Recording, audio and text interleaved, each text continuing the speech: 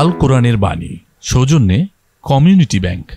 আউযু বিল্লাহি মিনাশ শাইতানির রাজীম। বিসমিল্লাহির রহমানির রহিম।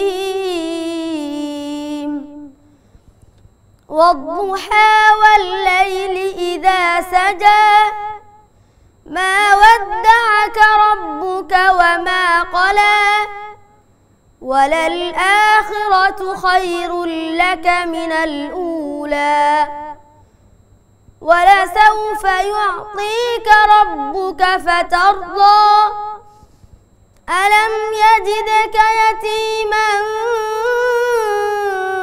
فَآوَى وَوَجَدَكَ ضَالًّا فَهَدَى ووجدك عائلا فأغنى فأما اليتيم فلا تقهر وأما السائل فلا تنهر وأما بنعمة ربك فحدث صدق الله العظيم। কমিউনিটি ব্যাংক, সবার ব্যাংক। আসসালামু আলাইকুম ওয়া রাহমাতুল্লাহি ওয়া বারাকাতুহু। ইন্নাল হামদুলিল্লাহ ওয়াস সালাতু ওয়াস সালামু আলা রাসূলিল্লাহ ওয়া বা'দ। কোরআনুল কারীমের আমার সবচেয়ে প্রিয় সূরার মধ্যে একটি সূরা আমরা আজকে তেলাওয়াত শুনলাম। কি অসাধারণ তেলাওয়াত, তাই না? সূরাতুদ দোহা। আমি খুব ভালোবাসি সূরাটিকে এবং মন খারাপের দিনে এই সূরাটি আমি পড়ি, আপনাদেরকেও পড়তে বলবো। রাসূলুল্লাহ সাল্লাল্লাহু আলাইহি ওয়াসাল্লামের মন খারাপের দিনে আল্লাহ সুবহানাহু ওয়া তাআলা এই সূরাটি নাজিল করেছেন। দীর্ঘদিন ওহী আসেনি রাসূলের কাছে, কেউ বলেন 15 দিন, কেউ বলেন 6 মাস। রাসূল সাল্লাল্লাহু আলাইহি ওয়াসাল্লাম কোরআন না পাওয়ার কারণে তিনি অস্থির হয়ে পড়েছেন। কেন কোরআন আসছে না, কেন ওহী আসছে না, মানে কোরআন আসে না এই কারণে তিনি অস্থির হয়ে পড়েছেন।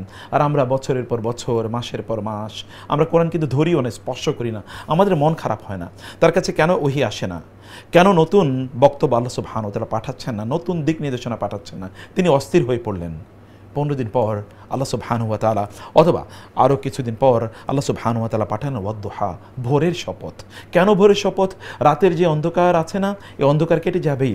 আপনার জীবনে যত গ্লানি আছে, অথবা হতে পারে কোনো ব্যর্থতা, হতে পারে কোনো অ্যাচিভমেন্ট নাই, আপনি অনেক কাজ করছেন কিন্তু আপনি এখনও সফলতার মুখ দেখছেন না। হতে পারে কেউ আপনাকে কষ্ট দিয়েছে, আপনজন পরিবারের সদস্যরও কষ্ট দিতে পারে। ভাই কষ্ট দিয়েছে, মন দিয়ে কষ্ট দিয়েছে, বাবা মা অথবা সন্তানরা, অথবা আপনার স্বামী বা স্ত্রী, অথবা পাড়া প্রতিবেশী বন্ধুরা আপনাকে কষ্ট দিয়েছে, কাজিনরা কষ্ট দিয়েছে। মন খারাপ করবেন না, এই কষ্টের রাত অবশ্যই কেটে যাবে। ভোর আসবেই, আলো ঝলমলে ভোর, যে ভোর চারিদিকে অন্ধকার সব গুছিয়ে আপনাকে আলো প্রদান করবে, এরকম ভোর আসবেই। ওয়াল্লাইলি ইযা সাজা, হ্যাঁ রাত, এটার অন্ধকার তো শেষ হয়ে যাবেই। মা ওয়াদ্দা'আকা রাব্বুকা ওয়া মা ক্বালা, আপনি কেন ভয় পাচ্ছেন?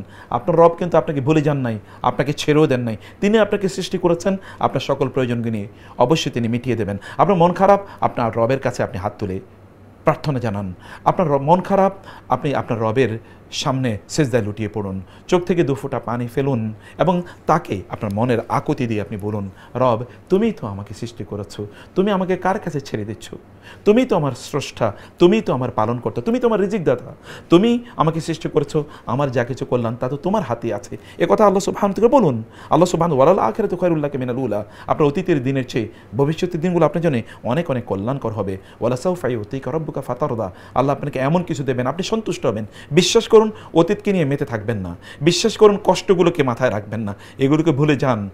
ঝলমলে আলো ঝলমলে ভবিষ্যতের দিকে তাকান, আপনার রবের প্রতি আপনার বিশ্বাস রাখুন।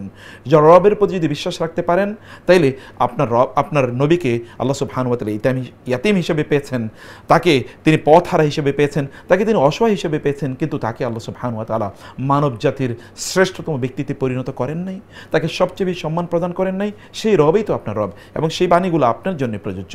আপনার মন খারাপের দিনে এই সূরাটি পড়ুন, এখানকার কথাগুলো মনে করুন, কষ্টের কথা আপনি ভুলে যাবেনই, কষ্ট আপনার দূর হবেই। ইন্না মা'আল উসরি ইউসরা, নিশ্চয়ই দুঃখের সাথে সুখ আছে, নিশ্চয়ই দুঃখের সাথে সুখ আছে। আমাদেরকে এই বিশ্বাস লালন করতে হবে, ফরিয়াদ জানাতে হবে মহান আল্লাহর কাছে। এই হোক আমাদের এই সূরা থেকে প্রাপ্ত নির্যাসের বিশ্বাস এবং আমাদের শিক্ষা, আল্লাহ তাআলা সেভাবেই তার উপর আস্থাশীল জীবনযাপন করার তৌফিক আমাদেরকে দান করুন। আল্লাহুম্মা আমিন। ওয়াসসালামু আলাইকুম ওয়া রাহমাতুল্লাহি ওয়া বারাকাতুহু।